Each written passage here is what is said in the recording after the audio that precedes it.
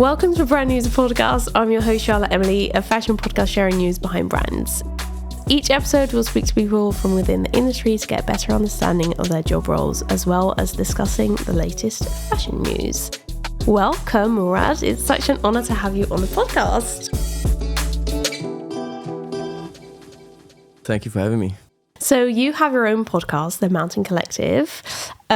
You speak to industry professionals. You drop an episode every week. You've recorded 80 episodes. Yes. So many. And you've been live for about 3 years. Can you tell us exactly what your podcast is about? Basically, it's a conversation. It used to be something else than what it is today. So, hi everyone. My name is Mourad again. So thanks for having me here. Super excited about this episode because it's no, it's good to be on the other side of the table.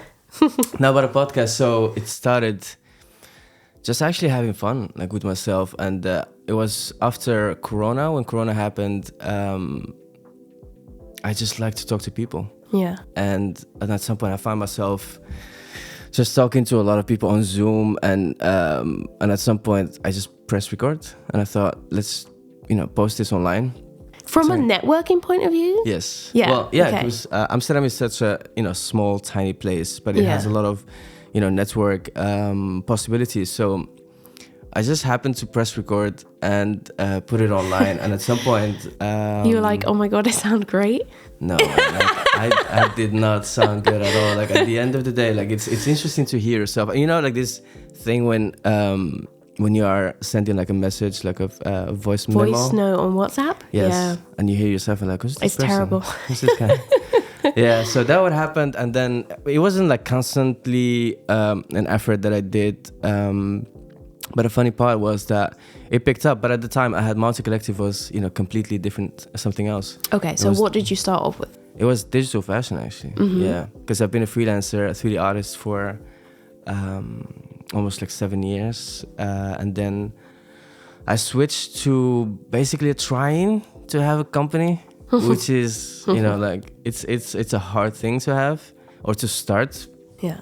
And but a podcast was just just to network and have more people around you that you align with, and that worked.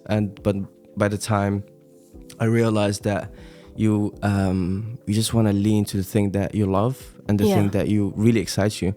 So I think that was mainly why the podcast started. And now after like 2 years, I thought like this is actually like super nice. I really like this. I really like the numbers go up again. So I started to do that every week, which is it's a lot of work. It's a lot of work. Like first and foremost is to basically to have the conversation with someone interesting. I just recorded last week an episode with Adobe, which is super nice. Yeah, that's so it's good. So it's getting to that level. So now I have to stay on that level too, which is kind of hard to do that every single week. But on the flip side, I love it. I really, really love it. So that's why I'm actually here with you today to give you a little bit more of the energy. Maybe like from now to 3 years, that it's super fun. It's really, really super fun. So yeah, happy to meet you. Thank you. I enjoyed talking with you as well. We've met once before and had a great conversation. Can you inform, me and the listeners, what is it that you do within the fashion industry? Or have done, let's say. Yeah, that's the correct term. It's in the past. Actually, this is the news that I'm bringing to the table. So, Mountain Collective used to be a digital fashion place where we would produce, 3D assets for companies. Used to be for Nike, Tommy Hilfiger, PVH basically, and stuff like that. So, but at some point, I just didn't find the love that I'm talking about, because I'm very, very passionate about technology, innovation. That excites me.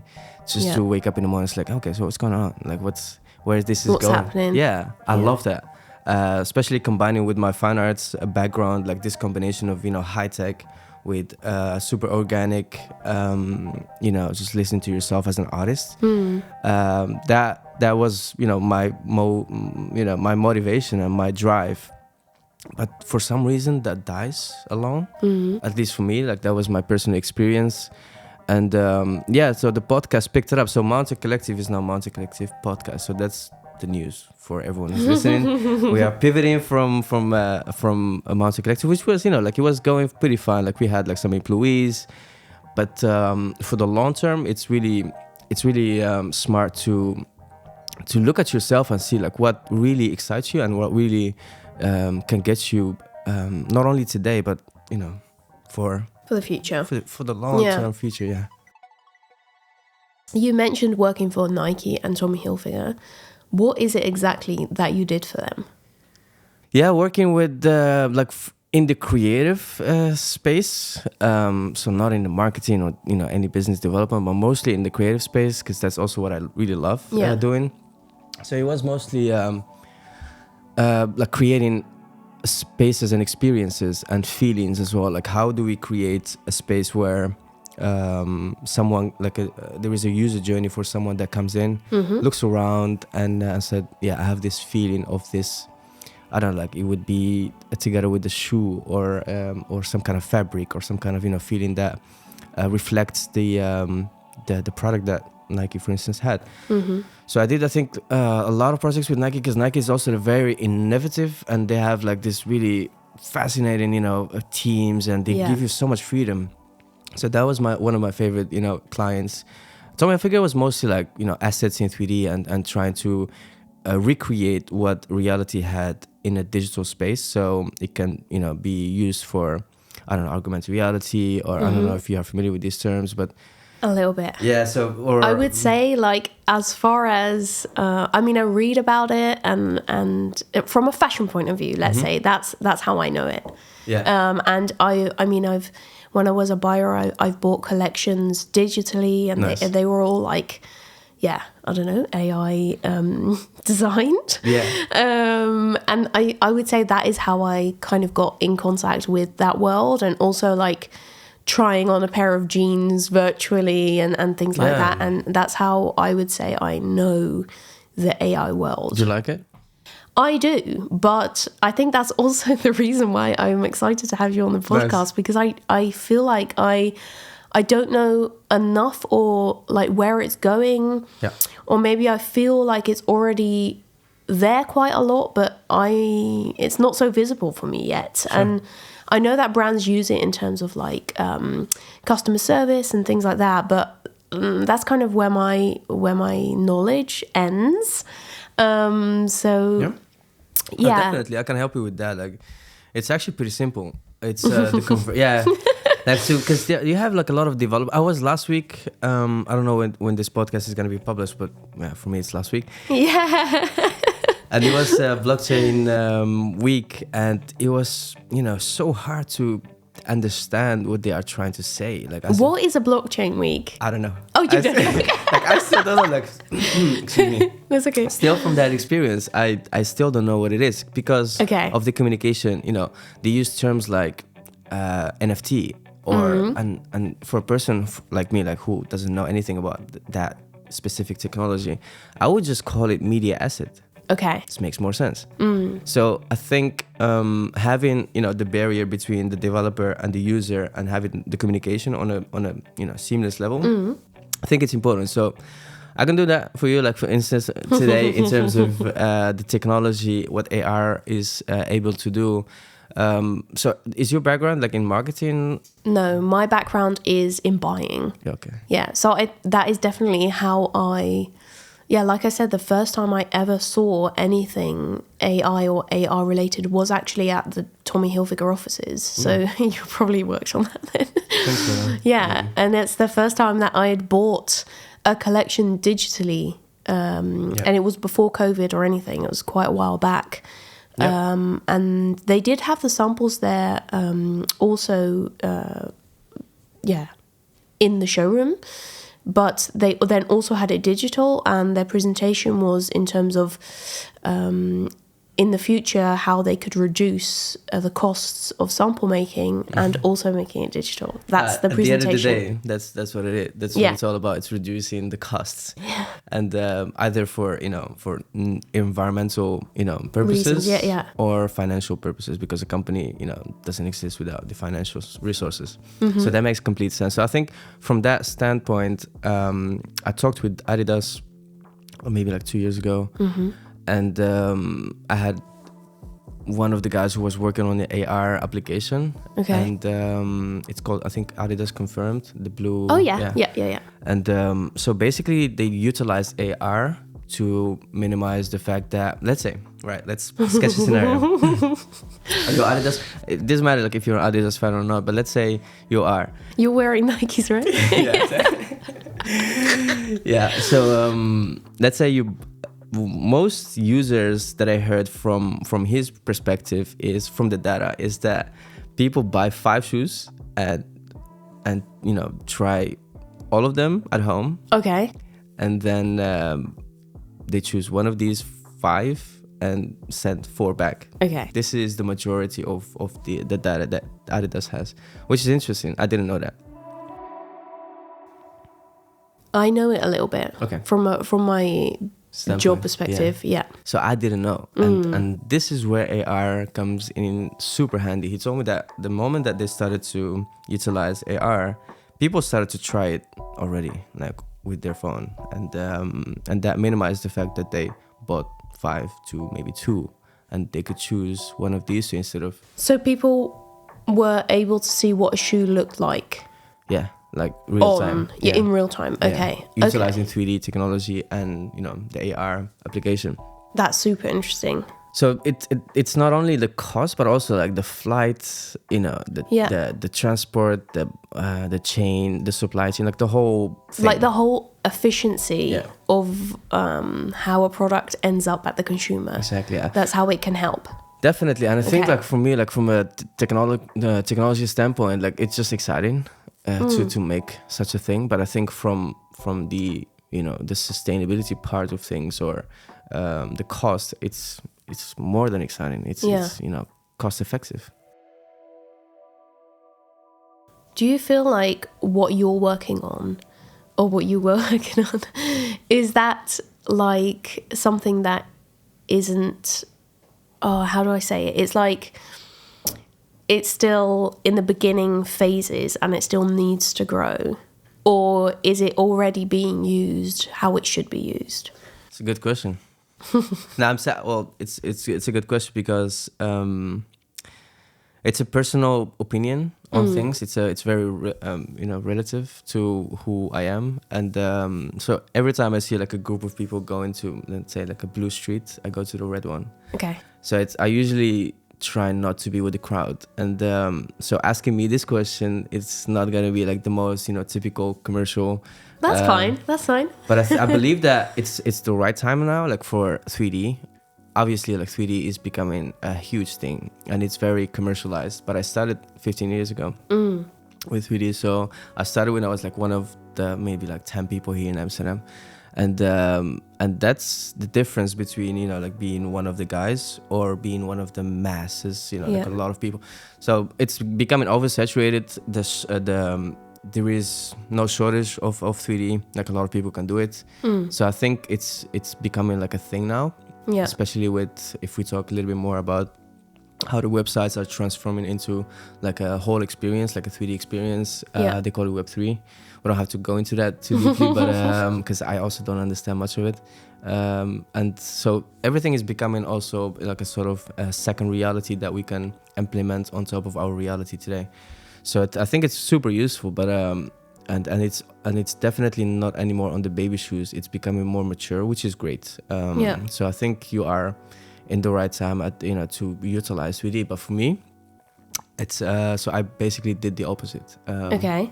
I stopped doing that because I've been doing it already for 10 years to 15, and now actually like 15 years, 5 years. The first 5 years was unprofessional. Like I was just playing around. Yeah. And then after that, it was professional. So yeah, for me, it's looking around and seeing, and I feel like like the basis of things, like having a conversation, I like that more today. Like I like the fact that we can just bounce off ideas like on the fly. Yeah.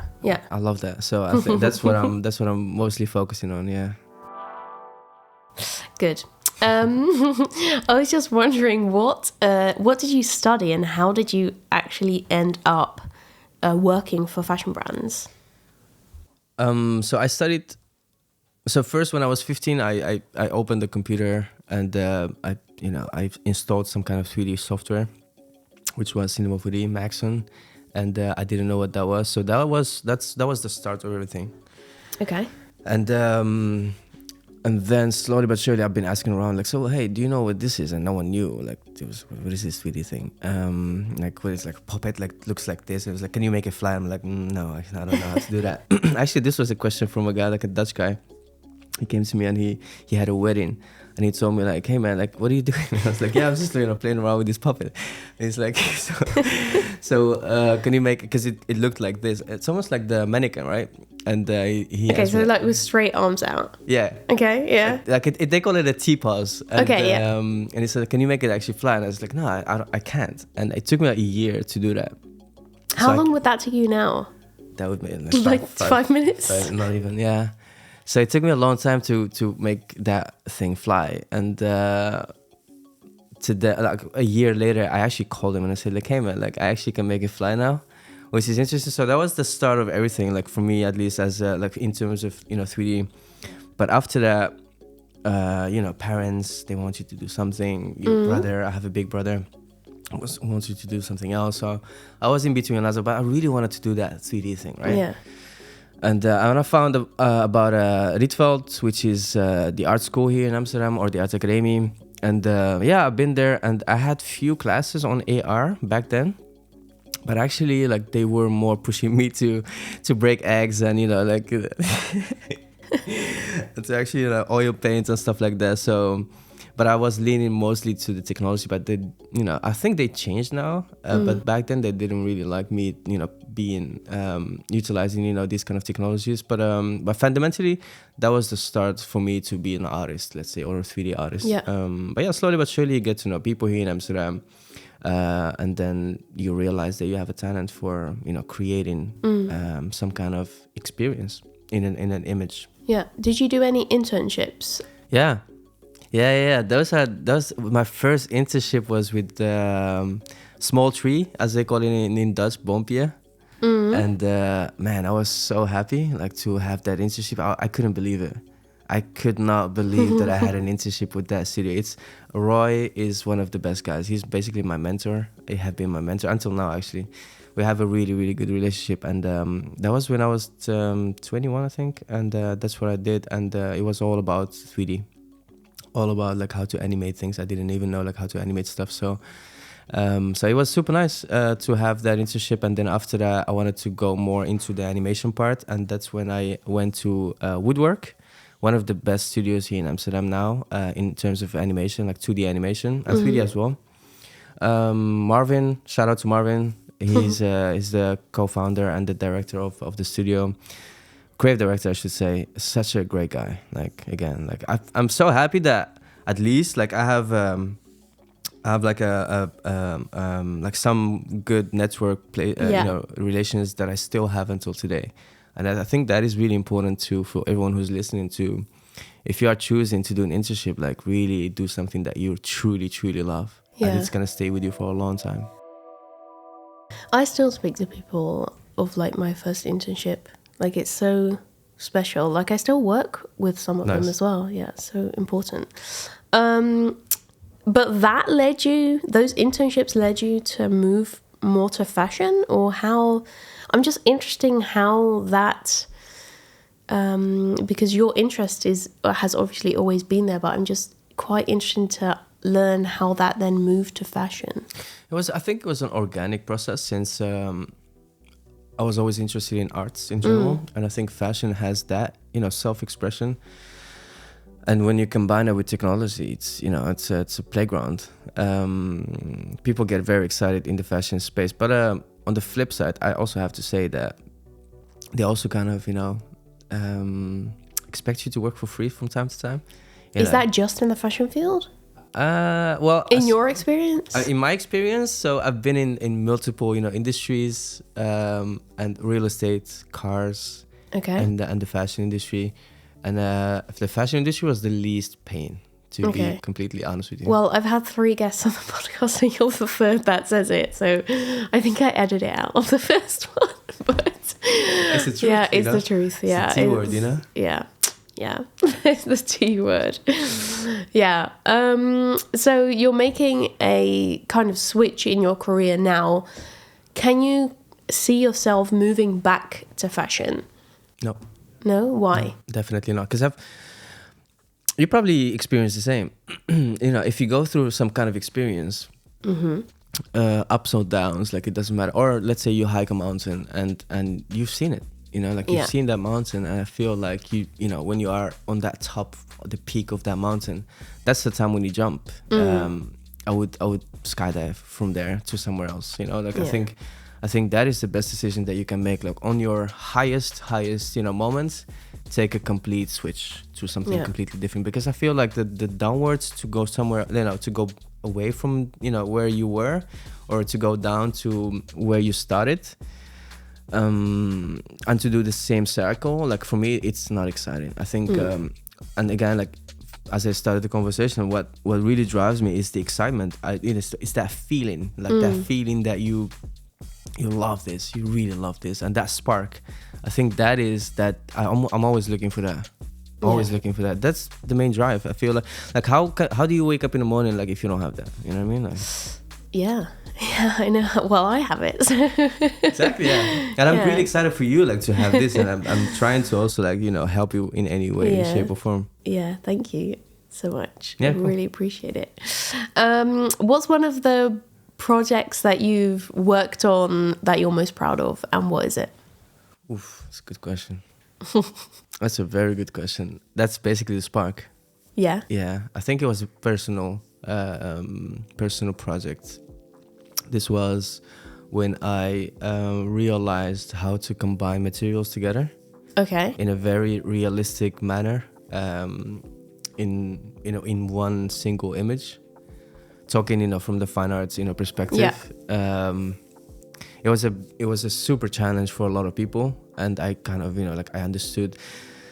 It came all together to one space to make it a little bit more general for the people who are listening. Like I've been always inspired by nature, like going to from the park for the Amsterdammers, or like to any kinds of kind of. You sound quite Dutch when you say Dutch words, but you're not. Yeah, well, so inspired by nature, and I would just look around, like see how the light works, how the trees are moving. Just as anyone else, like you get like such a peaceful, when you come back home, you're like, oh, I feel good. I just feel good because it's almost like green bathing, and it took me like a long time to come to the point where I could utilize that. How do you remake reality in a 3D space? How do you recreate an image? It's almost like going to a restaurant and having some food, and you're like, I like this food. Like, how can I recreate that at home? And so the moment then that I did that, I think I posted at the time it was Facebook, and I posted, and it's like the engagement, and everyone was like, wow, this is so cool. And I think that was the moment when I transitioned from being a hobbyist to a professional. Like that, it's one post, which is really interesting for the people who are listening. Like if you are doing something, like just continue doing it as long as possible until the moment that you break. And I think that was when Nike, approached and brands. So the image was a sculpture in a room with some gold and marble and black matte and like all of these really interesting materials that are really hard to recreate in 3D back then. This I'm talking about 10 years ago. Now it's very simple, but to recreate materials that look real, that was the breakthrough for me to have like giants, companies that I worked with. Really interesting. Yeah. I'd like to see that image. Yeah, I can send you a link. It's actually like still one of my favorite images. Yeah, it's really beautiful. Yeah, nice. So every episode we'll highlight some of fashion news headlines, what's happening in fashion right now and why, what we're talking about, what's hot and happening, etc. So the top 5 brand new headlines this episode are AI focused, especially for you. Okay, so Google's rolling out new generative AI shopping features for the holidays. PVH sells digital showroom startup to Fashion Cloud. Is that what you worked on? Okay. The technology is built in-house by PVH and can be used to reduce the need for physical samples in showrooms. Millions of luxury products now come with unique digital passports. Brands are starting to adopt the tags as they prepare to meet major new EU regulations. Oh my god, I can't speak today. Regulations. Balenciaga is giving its clothes their own soundtrack. And Gucci has teamed up again with a platform dedicated to digital art. They're exhibiting 9 artworks made using generative AI, and they're reflecting Gucci's commitment to art as an avenue for trialing new tech. We spoke earlier about how AI seems to worry people also, and I was quite interested in speaking to that with you. The fact that it might take over the jobs is something that I feel like I hear quite a lot. How do you feel about this? Yeah, it's a controversial space due to many reasons, and the main one is because it almost splits the table into halves. One is for and the other one is against. And I understand that from both sides. I completely understand how it can be a bit more hesitating, to jump on that boat. But on the flip side, it's here. It's definitely here to stay. So I think for the majority of people, they are basically underestimating the power of what AI can do and can help humans. Just to keep it on a simple level, like it's here to help. So just to cross that, that step towards it's basically here just to help us. Yeah. I think once people realize that, then it becomes like an easy road for everyone to take. I utilize AI to the maximum, like just to be honest with you. Like everything I do, there is an AI tool for that. And my podcast used to take like 3 days, and now it takes like 4 hours to make more efficient and to make, to reproduce and produce and post-produce and all of that.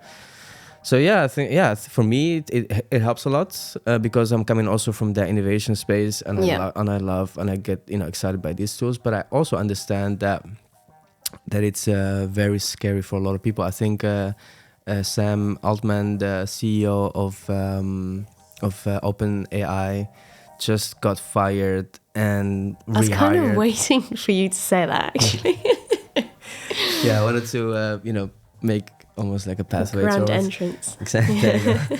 And so he so fired and rehired. It's crazy. Yeah. I think there will be like a movie about this like in 10 years. Yeah. That everyone is gonna watch. I think that's the power of AI. Like a lot of people underestimate like how powerful that is. So no, he got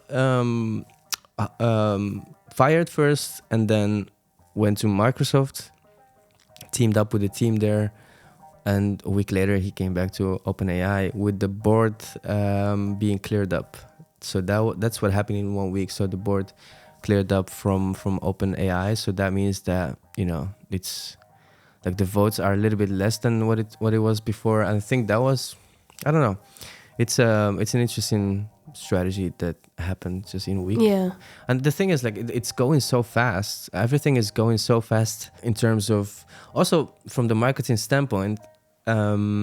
OpenAI have never had any ad or anything. Like it was released, and a week later, 1 million users. Yeah. Just word by mouth. And I think that's also like the power of if you are utilizing AI to for your marketing purposes. Yeah.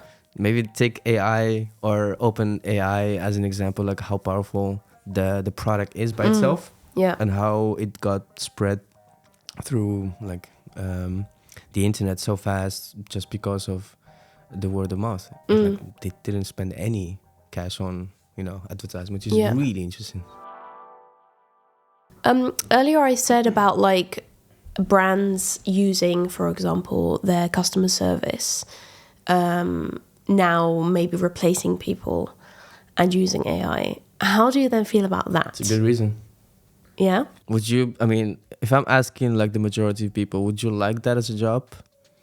I've been talking about, like in the beginning, I've been talking about it's like looking for that spark as a human being and doing something that you truly love. I think that's almost the opposite of, you know, sitting behind a desk and trying not to underestimate like how what that is, but it's there is a different pathway that we all humans can take. We have such a potential as humans, like to reuse our creativity, follow our, you know, dreams and but you know, like to, you know what I mean, like, so it's so I think it is for a good reason, like that it replaces those kind of things. The only thing that I have to say here about, you know, the fact that it's generative AI is that it the creative side was supposedly to be the last one to be taken over by AI, and it was actually the first one. So they thought actually that the truck drivers will be the first that will get hit by AI, but it's almost the opposite now. So it's interesting for artists, and I've seen also they got quite a big hit last year. Like I've talked to many of my friends, and companies are, you know, leaning towards obviously, you know, cost efficient, you know, tools, and AI does that. So that's a space that I still have to digest, to be honest with you, like how art is perceived from a artistic point of view, but also like from the you know, utility point of view and the aesthetics and stuff like that. So that's a space where it's almost like you want to buy a t-shirt that is customized for you, or is it just because everyone is using it, or everyone is wearing it? So I think it's it's that kind of thing. Like it's interesting, as I said, like it's a controversial space. I feel like customer service is one that's quite maybe a job role that's quite obvious, let's say, that can help that job or in due time maybe replace it. But how do you feel about like fashion designers? How can that or could that possibly take over their job? Fashion designers? As in like making patterns? Or like real physical? No, the digital. Man, like it's doing so much there. Like already, like I've seen a lot of changes. Like there are a lot of developments in that space right now, in terms of, you know, digital AI fashion. However, I have to say that, you know, the coming from the creative process, how things roll from the start to the finish. Basically, you start with, like, I can say like the 5 steps, let's say, like how to make a please. So basically, you have an idea, and then you go to reference, and then you start to design, and then you basically try it out, and then you have the product, right? It's that simple. But I think AI is used in a second phase, which is, so you have an idea. Let's say you want to have, I don't know, some kind of material that is related to nature, and that has some kind of, you know, utility in when it rains. So from there, basically, you ask ChatGPT, or you ask Midjourney, or you ask DALI, just these words that you just created, that you just said, and then you get like tons of images that obviously you don't use as a end product. You use them as a reference. So you have, it's almost like going on Pinterest or going on Google Images, but it's basically done by your own keywords. It's very specific. And excuse me. So for the people that used that second step as the end step, obviously you miss like tons of work that doesn't, you know, hit any kind of, you know, bullet point. But yeah, a lot of companies are using it in the second phase, which is the reference phase, where they start to get, you know, images together and I see like, what kind of images are we going to use? How can we combine this and that? And that's where the creativity starts to work. You work together with AI. And from there, it's the old school way, like just, you know, recreating in Photoshop and, you know, just doing the old school way. But that reference is so important because it's step number 2. Obviously, the step number 1 is the idea itself. I wouldn't ask ChatGPT, hey, please, could you give me like 5 ideas? Like that's, you know, like I wouldn't do that. But I would definitely use Midjourney. Midjourney is powerful. Have you heard of it? Well, I've heard of it. I have not used that. Great. To be honest, I use ChatGPT sometimes. When I'm kind of stuck in something, maybe if I'm writing something or then that is when I would kind of go for tips, I think even. I literally just ask, like, can you tip me?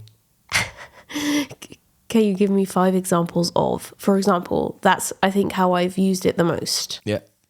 Yeah. No, it's great. Like I really encourage people to try it. It's definitely helpful. That reminds me, actually, I've also actually asked it something before, and it said, I've been uploaded or something. I've been uploaded information, the latest January 2022.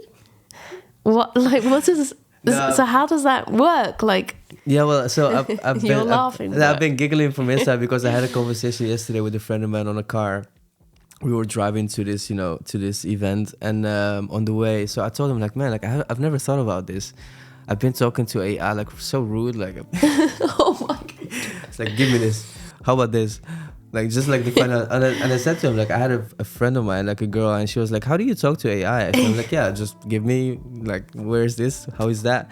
And she said, like, actually, you need to be very kind to AI. I'm like, what do you mean? Like, what's the point behind this? And she's like, yeah, I don't know about the future, like, because it kind of basically records your history. And that is something that I think it's an interesting topic to talk about. Like, as in, like, do you think that AI at some point will recognize who you are and say, like, hey, Mourad, remember that time that you were so rude to me? I'm definitely you didn't say please and thank you. No, I'm not helping you from now on. You know what I mean? So I think, like, the emotional part of AI, I think that is an interesting space where people are thinking of, like, will AI have emotions? Like, will it be like closer to us in terms of at home? I think it's an interesting thing to think about, but yeah. What do you think? I think it will definitely. Yeah. I think it will be even closer than what we think. Elon Musk is working on Neuralink. Yes.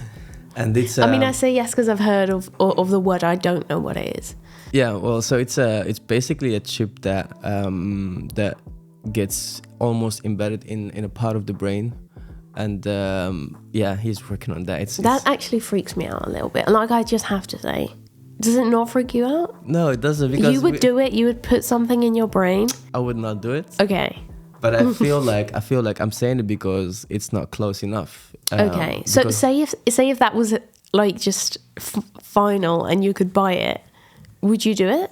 I would do it, like, if it has powerful advantages on other people. Let's say I see like different things that you would see. You know what I mean? Like that. Like information. Okay. I think that's the whole point of augmented reality, is adding information to the real world. Yeah. So that's when it becomes very close, like super close. It's almost like in you. And there was this book called The Singularity is Near by Kurzweil.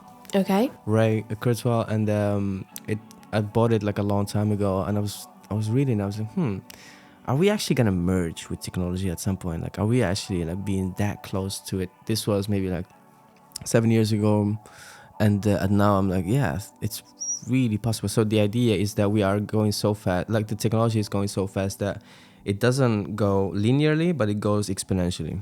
So let's say today is 2, tomorrow is 4, and then it's 8, and then it's 32. Yeah. So it's basically exponential. And to think about that, and to think about like how fast everything is going today and where AI is now, it really doesn't scare me, to be honest with you. Like, it really excites me actually more than that. So also from the flip side, if I keep it, on the simple human level, last time I was running here at the Vondelpark again and like doing my rounds,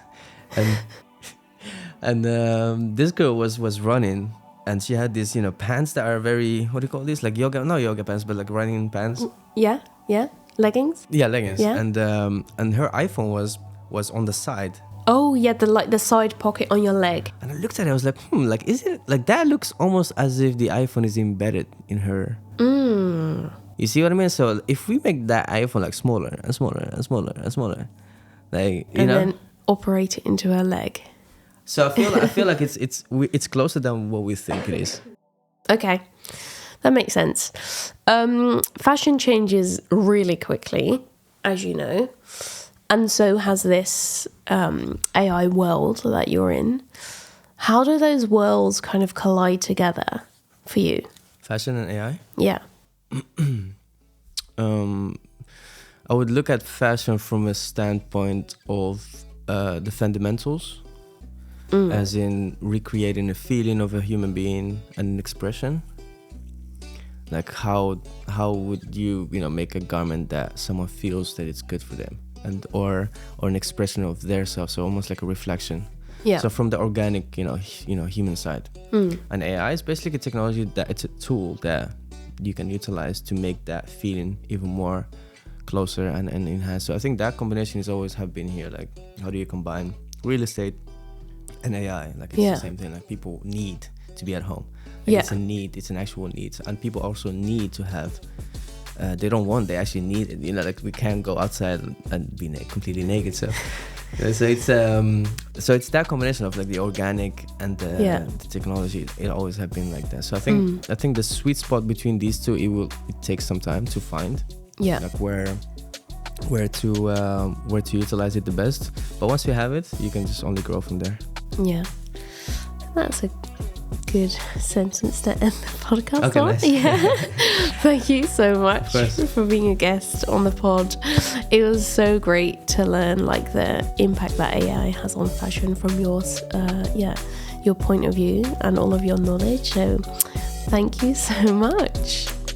Thank you for having me. It was a pleasure. Yeah, definitely.